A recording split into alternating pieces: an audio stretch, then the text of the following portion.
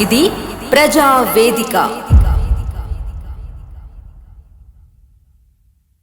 So అయితే నేను ప్రధానంగా మీ ఇంటర్వ్యూ తీసుకోవడానికి గల కారణం ఏంటి అంటే 2 రోజుల నుంచి చూస్తున్నాను సోషల్ మీడియాలో తీన్మార్ మల్లన్నకి అసలు మీకు ఏంటి అసలు గొడవ ఏంటి అసలు?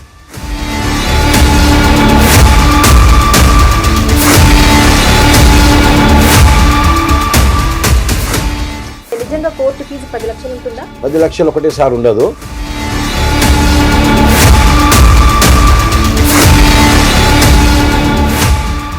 తీన్మార్ మల్లన్న గురించి ఒక వార్త రాయడం జరిగింది. నిజంగా ఆ వార్త వాస్తవమేనా? చెప్పు తీసుకొని కొట్టే రైట్ ఆయన ఎక్కడికి? మా పుస్తకాలు అమ్ముకున్నాము 10 లక్షల దాకా మా దగ్గర డబ్బులు తీసుకున్నాడు అని చెప్పేసి అని చెప్తున్నారు. అదంతా వాస్తవం కాదంటారా నిజంగా? వాళ్ళు ఏం చేసుకుంటే మనకేంది?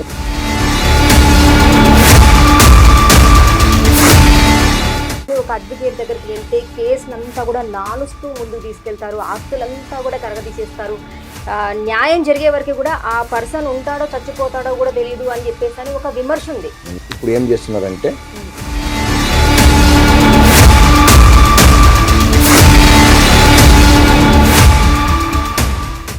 జీ న్యూస్ ప్రేక్షకులకు వినాయక చవితి శుభాకాంక్షలు. ప్రస్తుతం మనతో పాటు అడ్వకేట్ శివశంకర్ గారు ఉన్నారు. వారితో మాట్లాడించే ప్రయత్నం చేద్దాం. నమస్తే శివశంకర్ గారు. నమస్తే అమ్మా. మీకు మీ జీటీవీ ప్రేక్షకులకు మీ జీటీవీ కుటుంబ సభ్యులకు వినాయక చవితి శుభాకాంక్షలు తెలియజేస్తాను. చెప్పండి, ఎలా వచ్చారు అసలు మీరు ఈ అడ్వకేట్ వృత్తికి? మీ గురించి కాస్త వివరంగా. మాది పూర్తి విలేజ్ బ్యాక్గ్రౌండ్ అమ్మా. రేగొండ మండల్ భూపాలపల్లి జిల్లాలో రేపాక గ్రామం నుండి వచ్చాము.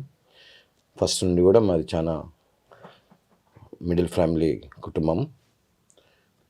ముఖ్యంగా మా ఫాదర్ కూడా 4 ఫాదర్స్ నుంచి కూడా పెద్ద ఆస్తిపాస్తులు ఏం లేవు. కష్టపడి చదువుకున్న నేపథ్యమే, ఓన్గానే చదువుకోవడం జరిగింది. రేపాకలో ఉన్నత విద్యను అభ్యసించాను. చల్లగరిగలో హై స్కూల్ విద్య, అనంతరం intermediate Vivekananda junior college, degree KDC. తర్వాత చదివించుకునే స్తోమత లేక మా ఫాదర్ కూడా అప్పుడు వరకే ఇబ్బందులు గురంటే జాబ్లో సెటిల్ అయిపోయి 45 ఇయర్స్ తర్వాత సమాజంలో జరుగుతున్న అవినీతిని, అక్రమాలను అంతమొందించాలనే ఉద్దేశంతో, స్వశక్తితోటి, మా భార్య సహకారంతో ఎల్ఎల్బి చదువుకోవడం జరిగింది. అంటే మీ భార్య కూడా? ఆమె సహకారమే. ఎందుకంటే ఎల్ఎల్బి చదవడము, డిగ్రీ కాగానే చదవడం అన్నది ఒక ఎత్తు, అది ఎట్లయినా పాస్ కావచ్చు. పెళ్ళైన తర్వాతనే 95 మ్యారేజ్. 2013లో నాది ఎల్ఎల్బి. 2013 నుండి 2015 వరకు కంప్లీట్ చేశాను.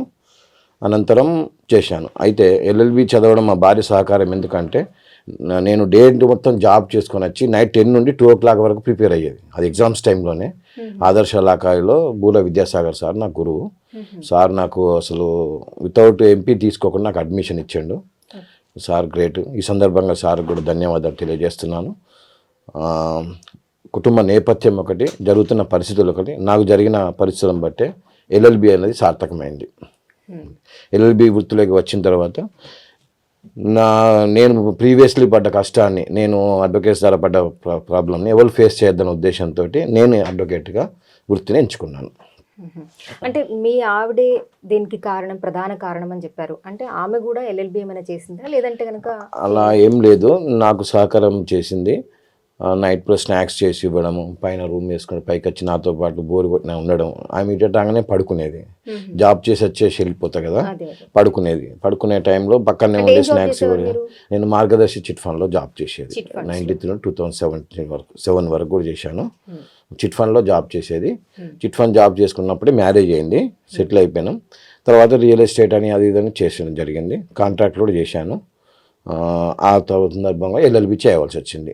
డిగ్రీ అయిన తర్వాత కంటిన్యూగా చేస్తాను. ఎల్ఎల్బికి ఈజీ, కానీ డిగ్రీ తర్వాత గ్యాప్ వచ్చి ఎల్ఎల్బి చేస్తే చాలా ఇబ్బందులు ఉంటాయి. అవి రాయడము, సబ్జెక్టు, సైటేషన్స్ చాలా ఇబ్బంది ఉంటాయి. అయినా కానీ ఇబ్బందులను ఫేస్ చేసిన ఏ ఒక్క సబ్జెక్టు కూడా ఏ సంవత్సరం ఆకుండా కూడా కంటిన్యూగా పాస్ అయినా. ఎల్ఎల్బి చేశాను, ఎల్ఎల్ఎం కూడా కంప్లీట్ చేశాను నేను ప్రస్తుతానికి. ఎంతమంది పిల్లలు మీకు? ఒక బాబు యుఎస్ఏలో ఉంటాడు, ఇంకో బాబు ఎన్ఐటి సూరత్లో ఇప్పుడు జాబ్ చేస్తున్నాడు. ఎంఎస్ అయిపోయింది, జాబ్ చేస్తున్నాడు. ఇంకో బాబు మొన్ననే సూరత్ ఎన్ఐటిలో సీట్ వచ్చాడు, జాయిన్. 2 బాబులేమో. ఇంకొకతను కూడా జాబ్ జాబ్ చేస్తున్నాను. ఇద్దరు జాబ్ చేస్తున్నారు, ఇద్దరు జాబ్ వెల్ సెటిల్డ్ అమ్మా, నో ప్రాబ్లం. సో అయితే నేను ప్రధానంగా మీ ఇంటర్వ్యూ తీసుకోవడానికి గల కారణం ఏంటి అంటే 2 రోజుల నుంచి చూస్తున్నాను సోషల్ మీడియాలో తీన్మార్ మల్లన్నకి అసలు మీకు ఏంటి అసలు గొడవ ఏంటి అసలు? అమ్మా, నేను వృత్తిని దైవంగా భావించి ఫీల్డ్లోకి వచ్చిన వ్యక్తిని. మనం నడిచే దారిలో రజనీకాంత్ స్టైలే అనుకోండి, నా స్టైలే అనుకోండి, ఎవరి స్టైలే అనుకోండి, మనం యుద్ధం చేస్తున్నాం. న్యాయం అన్యాయం అనేది 2 ఉంటాయి. నేను న్యాయం చేయాలి అంటే ఎదుటి వ్యక్తికి అన్యాయం చేయాల్సినట్టే. గ్రౌండ్స్ ఉన్నా ఎన్ని ఉన్నా కానీ నా వృత్తిని నమ్ముకొని, నాకు నల్లకోటను నమ్ముకొని నేను బతుకుతున్నాను. దాని ద్వారా డెవలప్ అయ్యాను. అలాంటి క్రమంలో కొంతమంది వ్యక్తులు నా వల్ల అసహనానికి గురి కావచ్చు. నా దగ్గర ఉన్న కేసులల్లో ఎక్కువ శాతం దళిత సామాజిక వర్గానికి సంబంధించిన కేసులే. నాకు 1000 కేసులు ఇక్కడ ఉంటాయి, 200 కేసులు హైకోర్టులో ఉన్నాయి. అందులో 50% వాళ్ళకి ఉంటాయి. వాళ్ళు at the time of filing of suit వచ్చిన అప్రోచ్, వాళ్ళ యొక్క విధానం, ఒక కాళ్ళు పట్టుకోవడం ఒకటే తక్కువ ఉంటుంది. చిన్న రిలీఫ్ రాగానే రివర్స్. మాకు వాడు బాబాయ్ తెలుసు, వీరు బాబాయ్ తెలుసు, నాకు అక్కడికి పోకపోవటమా ఇక్కడికి పోకపోవటం, మరి ఎందుకు పోలేదని ఎందుకు వచ్చిల్లా అంటే వచ్చినామని అంటున్నామా అంటారు. బేసికల్గా తీన్మార్ మల్లన్న అది పోయే విషయం ఏంటంటే, తీన్మార్ మల్లన్నకు ఆయనకు అవగాహన లేదు. పరస్పర ఒప్పంద పత్రానికి అంగీకార పత్రానికి తేడా తెలియని వ్యక్తి ఆయన. ఆయనకి ఏంటంటే ఈ రాత్రే కోట్లు సంపాదించాలి, బెదిరియాలి, అందరినీ ఒక ప్రొఫెషన్గా చేసుకుందాం, ఒక సిస్టమేటిక్గా చేసుకుందాం. ఇదమ్మా పరస్పర ఒప్పంద అంగీకార పత్రం ఇదంటే ఏంటంటే, ఇప్పుడు ఈ 3 మహిళలు నల్ల మాణిక్యమ్మ అన్న వ్యక్తి వాళ్ళ కుటుంబ సభ్యులు, భార్య, భర్త, కొడుకు, మనవరాలు అందరు కలిసి కంకనాల రవీందర్ రెడ్డి అన్న వ్యక్తికి రిజిస్ట్రేషన్ చేస్తారు 1200 గజాలు. రిజిస్ట్రేషన్ చేసిన తర్వాత మళ్ళీ వాళ్ళు ఆ అడ్వకేట్ దారా శ్రీశైలం గారు అడ్వకేట్ పెట్టుకుంటే వీళ్ళకి ఏం జరిగిందో తెలియదు. వాళ్ళ ఫేవర్లో డిగ్రీ వచ్చింది, ఆర్డర్ వచ్చింది, పర్మనెంట్ ఆర్డర్ వచ్చింది. పర్మనెంట్ ఆర్డర్ వచ్చిన తర్వాత వాళ్ళు ఆర్డర్ కాపీ తీసుకొని పోయేది ఉంటే వీళ్ళు సైట్ మీదకి పోతే ఎదుర్కొన్నారు. కోర్టు ఆర్డర్ ఉంది, రిజిస్ట్రేషన్ డాక్యుమెంట్ అయినా సైట్ మీద రాణిస్తలేరు అని చెప్పని వాళ్ళు 25 లక్షలు డ్యామేజ్ చేస్తారు పైన. డ్యామేజ్ వాళ్ళు అయితే అప్పుడు కండిషన్ అగ్రిమెంట్ ఏంటంటే వీళ్ళు 10 lakhs రూపీస్ మాట్లాడుకొని వాళ్ళు 7 lakhs ఇచ్చిండ్రు, 3 లక్షలు ఇవ్వలేదు అన్నది డిస్ప్యూట్. మనం ఏంటంటే సైట్కు డిస్ప్యూట్ సంబంధించి ఈ డ్యామేజ్ చేసుకుని మేము పోలేదు, సైట్ మీద పోలేదని చేసి డిగ్రీ ఇచ్చేది ఉంటే, ఈ క్రమంలో 2017లో వీళ్ళ ఫాదరు అంటే ఇప్పుడు మాణిక్యమ్మ వాళ్ళ హస్బెండ్ నల్ల మొగిలి వీళ్ళ బిడ్డలకు భార్యకు రాసిచ్చిన కాగితం ఒకటి దొరుకుతుంది వీళ్ళ దగ్గర. ఆ కాగితాన్ని బేస్ చేసుకొని అదే సబ్ కోర్టులో మళ్ళీ వీళ్ళ పేరు ఆర్డర్ ఇవ్వడం జరిగింది. ఆర్డర్ తెచ్చుకొని ఇంజక్షన్ ఆర్డర్ తీసుకొని అది చేసుకుంటే మళ్ళీ ఈ 8 సంవత్సరాలు వాళ్ళ 56 కేసులు 36 కేసులు అంటే మోర్ దెన్ 100 crores ప్రాపర్టీ. అమ్మ మీరు వస్తాన్లు తెత్తాన్లు పోతాన్లు, మీ ఫైల్ వద్దు నాకు. మీరు గంటా విద్యాసాగర్ రెడ్డి గారిని కలిశారు, జలంధర్ రెడ్డి గారిని కలిశారు, దాదా శ్రీశైలం గారిని కలిశారు, మళ్ళీ మాణిక్యం గారిని కలిశారు. ఇంతమంది అడ్వకేట్లను కలుసుకొని అగ్రిగేషన్ ఇంకా రాజేంద్ర కుమార్ గారిని కలిశారు. ఒక 10 మంది వకీలను మార్చుకున్నారు. మీరు నాగర్ ఉండరు. అయితే ప్రసాద్ గారు ఇంతమంది అడ్వకేట్లు మార్చుకొని వస్తున్నారు. నాకు వద్దు, మీ ఫైల్ అని తీసుకుపోండి, ఏదైనా కండిషనల్గా ఏదైనా ఉంటేనే నేను చేస్తాను, లేకపోతే చేయాలని ఫైల్ అని తీసుకుపోయి ఇచ్చేసిన. ఒక 10-15 మంది వాళ్ళు ఎంఆర్పిఎస్ తరఫున వచ్చిండ్రు, వీళ్ళు అడ్వకేట్లు వచ్చిండ్రు. 4-5 అడ్వకేట్లు, గంధం శివ అడ్వకేట్ ఉన్నాడు, మందకుమార్ అనే ఒక అతను ఉన్నాడు, రాజాల భిక్షపతి ఉన్నాడు, జాగిరం రాజ్ కుమార్ అన్నాడు. వాళ్ళ తరపున 4, మన తరపున 4 కూర్చొని సారిగా వాళ్ళు ఆడి మనుషులు ఎడబోతారు ఇప్పుడు అడ్వకేట్ దగ్గరికి, ఇప్పుడు పోలేరు, ఇబ్బంది అవుతుంది అంటే అక్కడ పిస్తా హౌస్లో వీళ్ళకి ల్యాండ్ ఉంది, 8 acres ల్యాండ్, తుంగ అంటారంతా. ఇన్ని రోజులు ఎవరు పట్టించుకోలేదు, ఫారెస్ట్ ఆఫీస్ ఎదురుగా. ఆ ల్యాండ్కు ఆల్మోస్ట్ 100 crores ప్రాపర్టీ అది. దాని కోర్టు ఫీజే 30-40 లక్షలు అవుతాయి. అది కాంప్రమైజ్, ఇది కాంప్రమైజ్ అయితే ఇక పెద్ద చేస్తే నేను స్పీడప్ చేస్తాను. ఇప్పుడు నాకు కూడా వస్తాయి కదా అమ్మ అని ఈ పరస్పర ఒప్పంద పత్రాన్ని రాసుకున్నాం. ఈ ఒప్పంద పత్రంకి నాకు సంబంధం లేదు. ఇప్పుడు మీరు అంటున్నారు ఈ ఒప్పంద పత్రం మేము రాసుకున్నాము, ఇంతమంది అడ్వకేట్స్ దగ్గరికి వాళ్ళు వెళ్ళారు అన్నారు. మరి వాళ్ళందరూ రాసుకోలేదంటారా ఈ ఒప్పంద పత్రం? కాస్త వాళ్ళు రాసుకోలేదు. కేసు వెళ్ళినప్పుడు ఇంకొక దగ్గరికి పంపించాలంటే ఎన్ఓసి ఇస్తేనే వెళ్తారు. ఇచ్చారు, అన్ని ఎన్ఓసీలు ఇచ్చారు. కానీ వాళ్ళకన్నా కండిషన్ మనకేం తెలుస్తుంది? వాళ్ళు అక్కడ ఈ పైసలు ఇచ్చి తీసుకొచ్చుకున్నారా, లేకుంటే వాళ్ళ భూమి ఇచ్చి మా రాజేంద్ర కుమార్కి 600 గజాల భూమి ఇచ్చిన అని చెప్పింది రాసినందుకు. గంటా విద్యాసాగర్ రెడ్డి సార్ 1,00,000 రూపాయలు తీసుకొని ఎన్ఓసి రాసిచ్చిందని చెప్పింది. వాళ్ళందరూ రాసిచ్చినాక మన సిస్టమ్ ప్రకారం మనం చెప్పినాం ఇవన్నీ వద్దు, మన కథ ఏందని చెప్పాలంటే 10 లక్షల రూపాయలు అడ్వాన్స్ ఇవ్వాలి. వచ్చిన ఇక్కడ నేను విన్న వీడియోలో ఏంటి అంటే 10 లక్షలు తీసుకున్నాడు కోర్టు ఫీజు, నిజంగా కోర్టు ఫీజు 10 లక్షలు ఉంటుందా? 10 లక్షలు ఒకటేసారి ఉండదు. అది ఇప్పుడు మనం 25 లక్షలు డ్యామేజ్ చేసినప్పుడు 8 lakhs రూపీస్ కట్టమని చెప్పి ఇక్కడ ఇచ్చిండ్రు. 7 lakhs తీసుకునేదిగా 3 lakhs ఇంట్రెస్ట్ తోటి కట్టండి అని ఫస్ట్ ADAలో 68/11 ఇక్కడ ఇచ్చారు ఆర్డర్. ఈ ఆర్డర్ ఇప్పుడు కట్టలేము కాబట్టి మనం హైకోర్టుకు పోయి మన అవసరానికి మనకే వీళ్ళని నమ్ముకొని నేను పోతే మళ్ళీ వీళ్ళు ఇవ్వకుండా ఎట్లయితే హైకోర్టుకు పోయి ఇది స్టే ఆర్డర్ తీసేసుకొని అక్కడ ఆర్డర్లో అది డిపాజిట్ అని చేయలేదు. వాస్తవానికి డిపాజిట్ చేసే సమయంలో చేస్తాను నేను, అది నా రిస్క్. కానీ డిపాజిట్ చేస్తానా, కోర్టులో కడతానా, నా ఫీజు కోసం కడతానా అన్నది వీళ్ళకి సంబంధం లేని విషయం కదా. వీళ్ళు నాకు 10 లక్షలు ఇవ్వాలి, మళ్ళీ 40% ఇవ్వాలి, 60% వాళ్ళు తీసుకోవాలి. మిగతా ఇన్వెస్ట్మెంట్ మా మిస్సెస్ పెట్టింది ఇలా. నేను ఇప్పటివరకు మీద దాంట్లో పెట్టిన ఇన్వెస్ట్మెంట్ 25 లక్షలు. మీద నమ్మకం లేదు నాకు అంటే 200 years ల్యాండ్ ఇస్తానన్నారు. ఇవన్నీ తీర్మానం వల్ల నాకు అవగాహన లేదు, ఆయన మభ్య పెట్టిండ్రు. అయితే ఒక్కటి సార్, మీరు ఇక్కడ మహానగరం పేపర్లు మీరు రన్ చేస్తున్నారా? ఎవరు రన్ చేస్తున్నారు? మనమే చేస్తాం. మీరే రన్ చేస్తున్నారు. మహానగరం పేపర్లో తీన్మార్ మల్లన్న గురించి ఒక వార్త రాయడం జరిగింది. నిజంగా ఆ వార్త వాస్తవమేనా, లేదంటే కనుక మీరు ఎవరు రాశారు? వాస్తవంగా ఎందుకంటే అమ్మా, ఇప్పుడు వీళ్ళు ఫస్ట్ పోయి 4-5 రోజుల కింద తీన్మార్ మల్లన్న కలిశారు. మాణిక్యమ్మ కుటుంబం కలిశాక తీన్మార్ మల్లన్న ఏం చేయాలి, వివరణ చేసుకోవడానికి రజనీని ఆయన అడ్వకేటా కాదా ఎంక్వైరీ చేయి ఈ విషయం అని చెప్పంటే ఆ రజనీ ఏం చేయాలి, మా వరంగల్ రజనీ అని వరంగల్ జిల్లా ఇన్ఛార్జ్ తీర్మానం వల్ల టీంకి రజనీ కుమార్.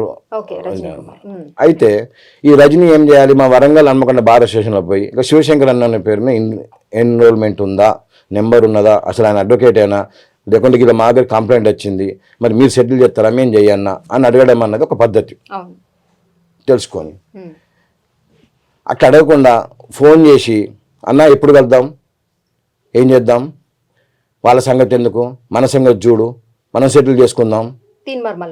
మల్లన్న గ్రూప్ మనం సెటిల్ చేసిన క్లయింట్లను పిలువండి, మాట్లాడదాం. వాళ్ళకి నిజంగా వచ్చింది ఆ కేసు, మీరు ఒక అడ్వకేట్ గా సాల్వ్ చేయాల్సిన మీకుంటుంది. వాళ్ళ కంప్లైంట్ వచ్చింది అనుకో, వితౌట్ జ్యూరిడిక్షన్, కోర్టు జ్యూరిడిక్షన్ లో ఉన్న పరిధిలో ఉన్నాయి సెటిల్మెంట్ చేయొద్దు. ఎందుకంటే తీర్మానం మల్లన్నకు చట్టబద్ధత లేదు. ఆయన ఏంటంటే పెద్ద మనుషులు లెక్కన మన ఊళ్ళో కచ్చిరి కాడ పెట్టుకొని పంచాయతీలు చేస్తారు చూడు, నా పంచాయతీ సెటిల్ చేసి దూర బాంచాలంటే ఆయన చెయ్యాలి. అంతేగాని చట్టబద్ధత లేని సంస్థకు కోర్టు కేసులో విచారణ జరుగుతున్న సమయంలో వాళ్ళు వచ్చిందని చెప్పని ఒక రిప్రజెంటేటివ్ని వసూళ్ళకు పంపించి ఒక సీనియర్ అడ్వకేట్ని, హైకోర్టు అడ్వకేట్ని నన్నే బెదిరించి పైసలు వసూలు చేస్తామంటే ఇక మిగతా సామాన్యుల పరిస్థితి ఏంది? ఇప్పుడు పెద్ద పెద్ద వాళ్ళను కార్పొరేట్ కంపెనీలకు 100 కోట్లు సంపాదించుకున్న వాళ్ళు అడిగితే వాళ్ళు బిచ్చపోడు కాబట్టి అడుగుతాడు, లేకుంటే క్యూ న్యూస్ అని చెప్పి అడుగుతాను, వాళ్ళు ఇస్తారు పైసలు. కానీ మనం అడ్వకేట్ ఇంత మాత్రం ఫీజులు తీసేసుకొని పని చేసుకున్నాక 1000 కేసులు నేమన్నాయి హైకోర్టులో ఇక్కడ అన్ని కలిసి. ఈ కేసులో ప్రతి ఒక్కరిపై తీర్మానం మళ్ళీ కలిసేదంటే ఆయన ప్రాక్టీస్ చేసుకోమనండి, ఆయన LLB చేయమనండి. లాంగ్వేజ్ ఏందమ్మా, చదువుకున్న వ్యక్తి ఎమ్మెల్సీ చేసినాకనైనా మారాలి కదా. చూసాను నేను, చెప్పు తీసుకొని కొడతా పదం కూడా చెప్పు తీసుకొని కొట్టే రైట్ ఆయన ఎక్కడిది. కులం గురించి కూడా దూషిస్తూ మాట్లాడారు, దాని గురించి మీరు ఏం మాట్లాడతారు? కులము నాకు కులం ఉన్నది కాబట్టి దూషించిండు. ఆయన కులం ఆయనకే తెలియదు, ఏమని చెప్పాలి? ఆయన భార్య కులం, ఆయనదో కులం. వాళ్ళు మున్నూరు కాపు అంటారు, వాళ్ళు యాదవులు అంటారు. అయితే ఇంకో ఇక్కడ విషయం ఏంటంటే మనం చదువుకున్న ఇంటలెక్చువల్స్మే ప్రపంచవ్యాప్తంగా జరిగిన సర్వేలో ఫస్ట్ ప్రొఫెషన్ అడ్వకేట్కి ఇచ్చిండ్రు, సెకండ్ డాక్టర్కి ఇచ్చిండ్రు, 4th స్టేజ్ జర్నలిస్ట్కి ఉంది. ఆయన జర్నలిస్టే కావచ్చు కానీ సంస్కారం తెలియదమ్మా. వాళ్ళు కూర్చోబెట్టి మాట్లాడి నేను సెట్ చేస్తాను, టైం తీసుకోవాలి. ఈ మధ్యలో ఏం జరిగిందంటే అక్కడ పోయి వచ్చినాక నేను వీళ్ళని పిలిచిన, అమ్మ మీరు తీర్మానం మళ్ళీ పైసలు ఇస్తాడు ఏమన్నా, మీ భూమి ఏదో ఒకటి తీసి సెటిల్మెంట్ చేస్తా అంటే వీళ్ళకి మా భూమి పైసలు మీరు మాకెందుకు ఇస్తారు, నువ్వు తీసుకున్న పైసలు వీళ్ళంటాను. అడ్వకేట్కి ఇచ్చిన పైసలకు కోర్టులో ఫీజు కట్టిన పైసలు వస్తాయా? ఓసారి 1 లక్ష కడతాం, ఒకసారి 5 లక్షలు కడతాం, ఒకసారి 3 లక్షలు కడతాం. అది వాళ్ళ సంబంధం లేని ఇష్యూ కదా. కోర్టులో ఫీజు కట్టేది కేసు రికార్డు కాదు, డ్యామేజ్ సూట్ కింద డ్యామేజ్ చేసినాము.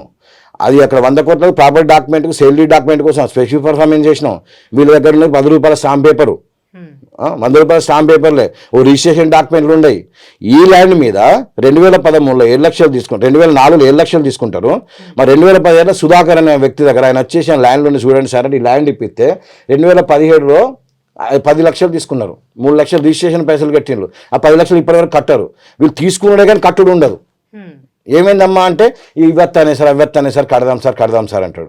అయితే అడ్వకేట్ అయిపోయి వీళ్ళ ఫేస్ చూసి వీళ్ళు మంచోళ్ళు కదా మనం చేస్తుందామని చెప్పంటే వీళ్ళు లాస్ట్కి నా మీదనే నువ్వు దొంగవు, అమ్మ నోరున్నదని ఏది పడుతుంది అంటారా? అమ్మ నువ్వు తిన్నావు, డబ్బు తిన్నావు, నాకు భర్త లేడని, నాకు ఎవరు లేరని, లేకుంటే నన్ను ఏం చేయలేరని, మాది ఎంఆర్పిఎస్, మాదిగ సామాజిక వర్గం, మమ్మల్ని ఏం చేయలేరు, ఏమన్నా అంటే అట్రాసిటీలు పెడతా అని చెప్పి నేను వీళ్ళు చేయబట్టి ఎదురుగా రెడ్డి ఫ్యామిలీ కంగనా రవీందర్ రెడ్డి మీద, శంకర్ రెడ్డి మీద, శివశంకర్ రెడ్డి మీద, అనిల్ రెడ్డి వాళ్ళ మీద, వీళ్ళ కోసం వీళ్ళు మంచోళ్ళేమో కావచ్చు అనుకొని అట్రాసిటీ నోటీసులు నేను పంపించిన.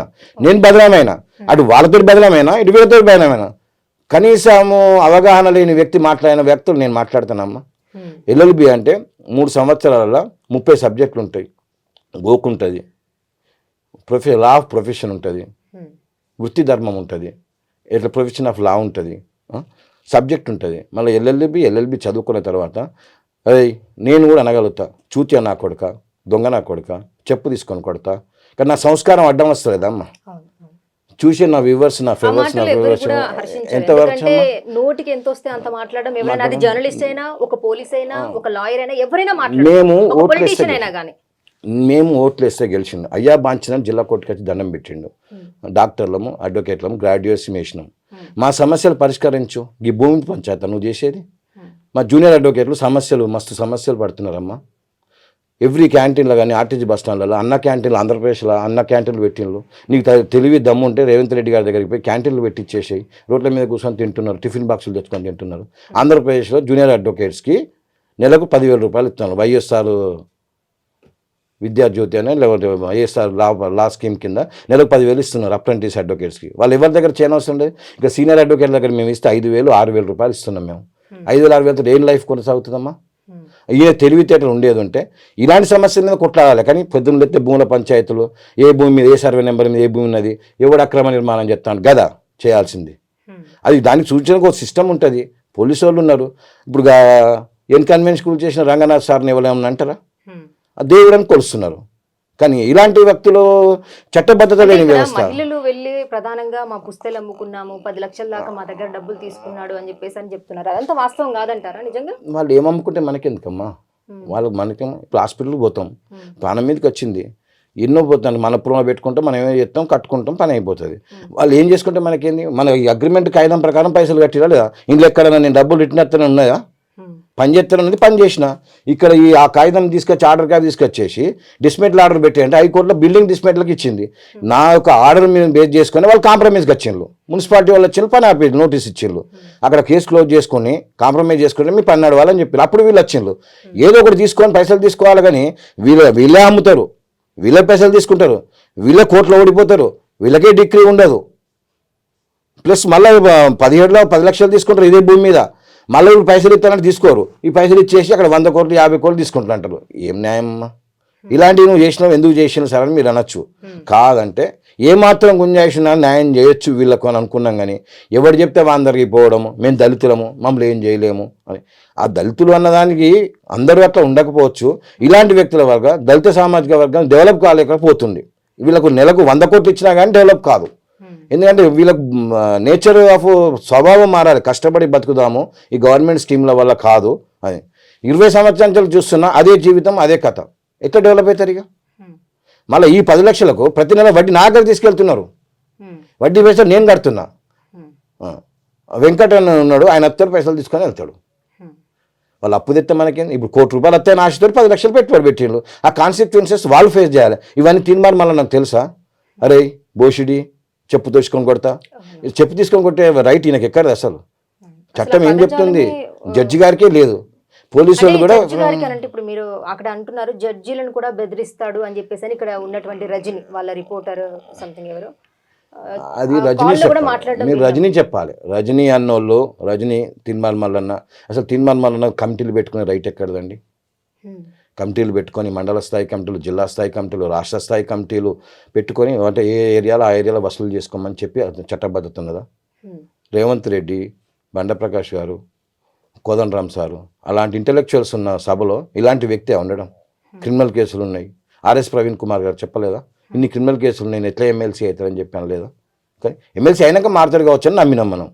అడ్వకేట్స్ ప్రాబ్లమ్స్ ఉన్నాయి, గ్రాడ్యుయేట్స్ ప్రాబ్లమ్స్ ఉన్నాయి, అన్ఎంప్లాయ్మెంట్ ఉన్నది. మళ్ళీ ఇప్పుడు ఏదైనా వీక్ సబ్జెక్ట్ కానీ మళ్ళీ బీసీ సప్లాన్ అని తిరుగుతున్నాడు. ఎమ్మెల్సీ అయ్యి బీసీ సప్లాన్, మళ్ళీ బీసీ సప్లాన్ తిరుగుతుంది, మళ్ళీ వసూలు మొదలు పెడతా ఉంటాడు. ఈ వసూళ్ళకు తప్పక వేరే లేకుంటే ఎట్లుంటుందమ్మా? అడ్వకేట్స్ దగ్గర కూడా వసూలు చేస్తే జడ్జెస్ దగ్గర బెదిరించడం ఏమున్నది? మన దగ్గర రైట్స్ ఉన్నాయనుకో, గ్రౌండ్స్ ఉన్నాయనుకో, ప్రీవియస్లీ 2-3 ఆర్డర్స్ ఉన్నాయనుకో, ఆ ఆర్డర్ని బేస్ చేసుకొని హైలైట్ చేసి మీరు ఆర్డర్ చేయండి మేడం అని చెప్పి అడుగుతాం అంతే సార్లు అయినా. అక్కడ రైట్ ఏంటంటే మనం చెప్పే వాయిస్లో ఫ్రీడమ్ ఉందనుకో, లీగాలిటీ ఉందనుకో, లీగాలిటీ ఉండేదంటే మనం వాయిస్ గట్టిగా చెప్తాం. లేకుంటే చూడండి మేడం కొద్దిగా ప్లీజ్ వాళ్ళ ఫ్యామిలీ మంచిగా లేదు, కొద్దిగా ఆర్డర్ ఇచ్చేయండి, అయితే అక్కడ కన్స్ట్రక్షన్ ఇల్లీగల్ అవుతుందని చెప్పి బతులాడుకుంటాం. గట్టిగా చెప్పేది గ్రిప్ ఉన్న సబ్జెక్ట్ ఉండి, రిజిస్టర్డ్ డాక్యుమెంట్లు ఉండి, ప్రీవియస్ ఆర్డర్స్ ఉండి, high court, Punjab, Delhi, New Delhi, supreme court citations ఉంటే ఆర్డర్ మీద మేము గట్టిగా చెప్తాం. దాని వీళ్ళు బెదిరించుడు అంటున్నారు. బెదిరిస్తాము, చట్టం మీద న్యాయం నల్లకోట వేసుకొని సంపాదించుకుంటున్నాం.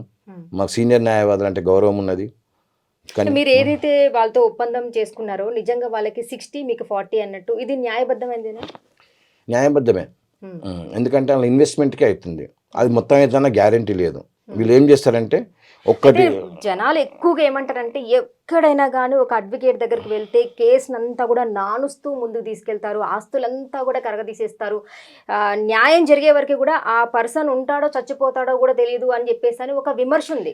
మీకు తెలియదైతే అది పాలసీ మ్యాటర్. అంటే ఇప్పుడు ఏంటంటే ఇప్పుడు ఏం చేస్తున్నారంటే ఈ ఐడెంటిఫైడ్ మ్యాటర్స్ ఇప్పుడు 2019 ఉన్నాయి, లాస్ట్ 2018 ఆ మ్యాటర్స్ టేకప్ చేస్తుంటారు అన్నట్టు.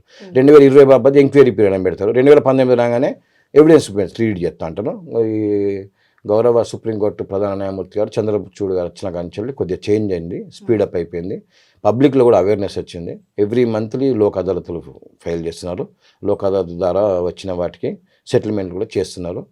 కలిసి ఉంటేనే కలదు సుఖం అన్నట్టుగానే రాజీ మార్గమే రాజా మార్గం అని స్లోగన్స్ ఇస్తూ జిల్లా న్యాయ సేవా సంస్థ వాళ్ళు తొందరగా సెటిల్ చేయడానికి ట్రై చేస్తున్నారు. కొంతమంది అంటున్నారు అసలు శివశంకర్ అనే అతను అడ్వకేటా లేకపోతే జర్నలిస్టా అని అంటున్నారు. దానికి మీరేం సమాధానం చెప్తారు? అయితే అడ్వకేటే ఫస్ట్. నేను జర్నలిస్ట్ని, అడ్వకేట్ అయినాక జర్నలిస్ట్ వృత్తి నుంచి వెళ్ళి చేస్తున్నా కానీ తక్కువ చేస్తున్నా. లీగల్కి సంబంధించిన మ్యాటర్స్ రాయొచ్చు. జర్నలిజం చేశాను, కాకతీయ యూనివర్సిటీలో జర్నలిజం చేశాను. కానీ ప్రాక్టీస్ చేసినంత మాత్రం లీగల్ ఐటమ్స్ కూడా పంపచ్చు. మా దగ్గర లీగల్ రిపోర్టర్స్ ఉన్నారు. నేను నా వల్ల జర్నలిజానికి కానీ అడ్వకేట్ వృత్తికి కానీ అన్యాయం జరిగిందనుకో అప్రోచింగ్ అయ్యే విధానం ఇది కాదు కదా. ఈయన వల్ల నాకు అన్యాయం జరిగిందని కోర్టుని అప్రోచ్ కావచ్చు, మా బార్ అసోసియేషన్ అప్రోచ్ కావచ్చు, మా ఫెడరేషన్ ఆఫ్ బార్ అసోసియేషన్ ఉంది, బార్ కౌన్సిల్ ఉంది, వాళ్ళని అప్రోచ్ కావచ్చు. వాళ్ళు మాకు షోకాజ్ నోటీస్ ఇస్తారు, అడుగుతారు. సుప్రీంకోర్టు న్యాయమూర్తికి కూడా ఒకటేసారి తీసుకుపోయి ఒకటేసారి ఏమైనా ఇవ్వమంటే కూడా ఇయ్యారు. వాళ్ళు ఎక్స్పర్ట్కి నోటీస్ పంపుతారు, వాళ్ళు ఎక్స్ప్లెనేషన్ అడుగుతారు. అంతకంటే ఎక్కువనా తిరుమలమన్నా? చెప్పుతో కొడతా, బాడుకావు, బోషిడి, అవులే, ఈడియట్, ఇవి ఒక ఎమ్మెల్సీ మాట్లాడే మాటలు. రేవంత్ రెడ్డి గారు, బండప్రకాష్ గారు, ఈ కోదండరామ్ సార్ చూసి వాళ్ళు అసలు సిగ్గుతో తల వంచుకుంటున్నారు. ఇలాంటి వ్యక్తిగా మేము కాంగ్రెస్ పార్టీ నుంచి టికెట్ ఇచ్చినామని చెప్పి ఆయన సమస్యల మీద పోరాటం చేయమంటే పొద్దున క్యూనియస్ పెట్టుకొని పేపర్లో చదువుకుంటా ఆ జిల్లా వారిగా పైసలు ఏ జిల్లా నుంచి ఎన్ని పైసలు వసూలు చేసిండు, ఎన్ని వచ్చినాయని చెప్పి లెక్కలు వేసుకుంటాడు. ఎట్లా వచ్చిందండి ఆయన? నేను కష్టపడ్డ ఫ్యామిలీ నేను ఓపెన్గా చెప్పుకుంటున్నా. ఇప్పుడే సెటిల్ అయినా, నాకు సాటిస్ఫాక్షన్ ఉంది. నేను అడ్వకేట్ ద్వారానే సెటిల్ అయినా, నా అబ్బాయిని అమెరికా పంపించుకున్నా, నేను ఇల్లు కట్టుకున్నా. నాకు ఆ తృప్తి లేదుగా ఆయనకు. సంపాదించుకున్నాడు. ఇప్పుడైనా సెటిల్మెంట్ అయ్యి ఎమ్మెల్సీ అయిపోయి సమస్యల మీద పోరాటం చేయొచ్చు కదా. సమస్యల మీద ఎంతమంది అన్ఎంప్లాయ్మెంట్ తోటి ఇబ్బందులు పడుతున్నారు. ఇప్పుడు ఈ భూమి పంచాయతీలు చేస్తే ఆయనకు అవసరమా? ఇదే బార్ అసోసియేషన్ కానీ లేకుంటే అడ్వకేట్స్ కానీ ప్రెసిడెంట్ కానీ ఫోన్ చేసి నా దగ్గర కంప్లైంట్ వచ్చింది భయ్యా, ఇది కొంచెం సెటిల్ చేయాలని చెప్తే వీళ్ళు సెటిల్ చేస్తారుగా. అడ్వకేట్లు ఉన్నప్పుడు ఇక్కడ ప్రాబ్లమ్ సాల్వ్ చేసుకోవాలి, లేకుంటే రిట్ చేసుకోవాలి. నా మీద ఏమన్నా చేసుకొని లీగల్గా వెళ్ళాలి. ఈ చట్టం పోలీస్ స్టేషన్ వెళ్తేనే ఫ్రెండ్లీ పోలీస్ అని చెప్పి అక్యూజ్డ్ పైన కంప్లైంట్ పైన కూర్చోబెట్టి మాట్లాడతాను. నిజంగా ఒక ఫ్రెండ్లీ పోలీసింగ్ అనేది ఉందంటారా? మన అప్రోచ్ని బట్టి వాళ్ళు అప్రోచ్ అవుతారమ్మా. అంతే. అంటే మీరు కూడా ఈ మధ్యలో కేసు విషయంలో వెళ్ళి అసలు కనీసం కంప్లైంట్ ఇచ్చినా తీసుకోవట్లేదు అని చెప్పేసి తీసుకోవట్లేదని కాదు. నిన్న మా విషయంలో మాత్రం సిఐ గారు, ఎస్ఐ శ్రీకాంత్ గారు అయితే తీసుకున్నారు, రెస్పాండ్ అయ్యిండు. మా అడ్వకేట్లు అందరం పోయినాము, కార్యాచరణ ప్రకటిస్తామన్నారు. ఇక్కడ ఏంటంటే అడ్వకేట్ కమ్యూనిటీని వాడు అడ్వకేటా, శివశంకర్ గాడట, కొమ్ముటోడట, వాడు అడ్వకేటే కాదట. ఇవా మళ్ళీ మాకు లిమిటేషన్ అంటూ ఏముండదు కదా. చంద్రబాబు నాయుడు గారి కేసు వాదించిన మొన్న ఒక అడ్వకేటు, సీనియర్ అడ్వకేటు, నిమిషానికి 60 లక్షలు తీసుకున్నాడట. మరి వాళ్ళని అడగలుగుతారా వీళ్ళు? జగన్ కేసులో వాదించారు, మన కవిత కేసులో వాడింది ₹1 కోటి 1 మినిట్కి. అలాంటి వ్యక్తులు కనబడరు మన వాళ్ళకి. మేము తీసుకున్న పైసలకు 8 సంవత్సరాల పోరాటం నాది.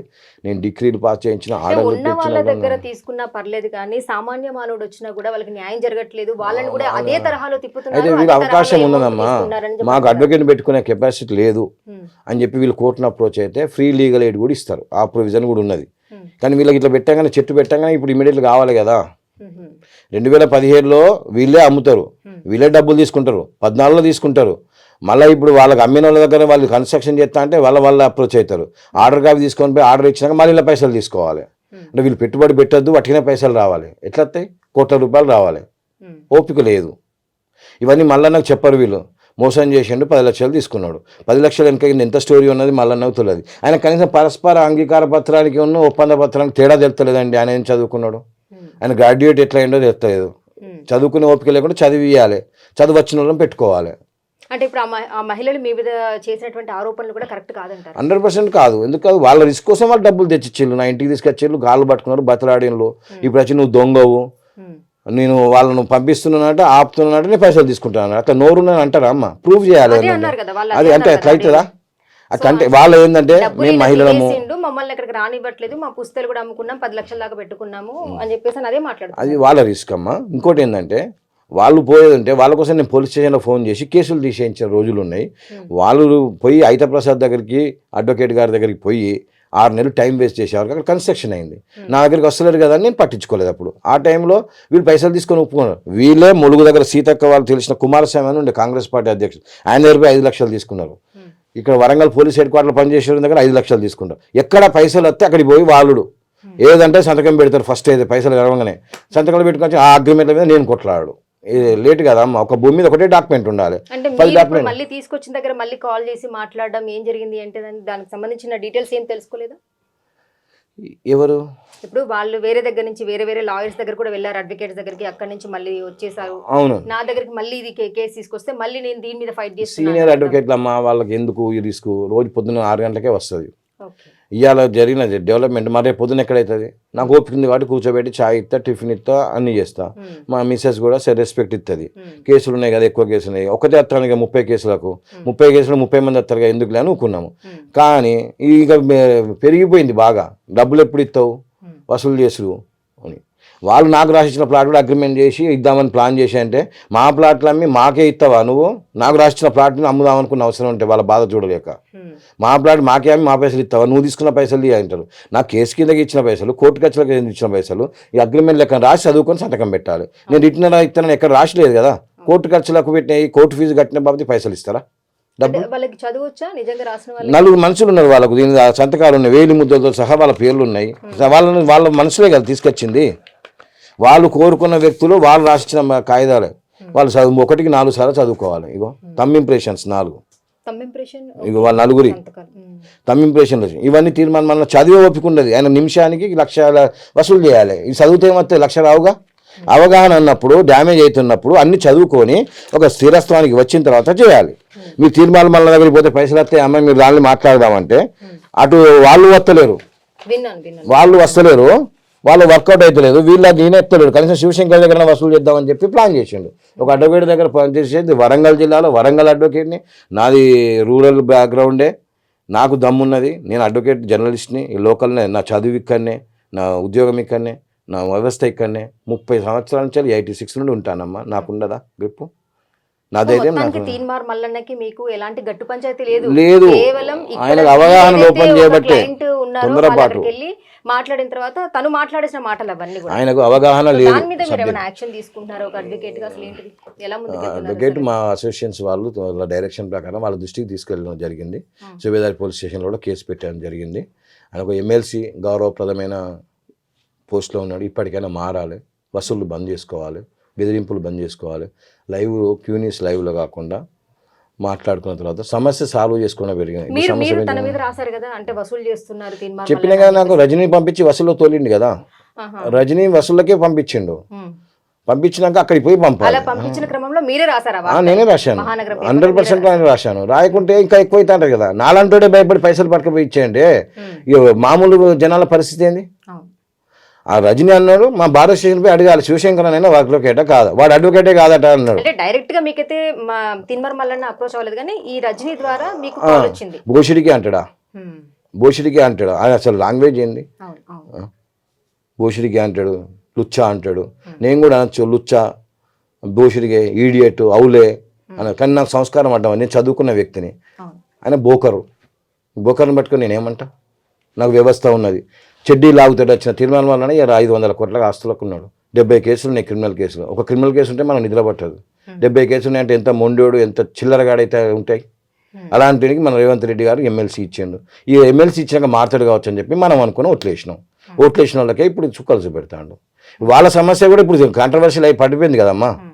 వాళ్ళు ఆడికి ఎమ్మెల్సీగా ఉన్నతను మళ్ళీ పేపర్ కూడా రన్ చేసుకోవచ్చా ఛానల్ కానీ? అంటే freedom of speech, freedom of expression 91 article ప్రకారం చేస్తాడు. ఇప్పుడు ఆయన క్వశ్చన్ చేసే రైట్ మనకు లేదు పేపర్ నడుపుకొని.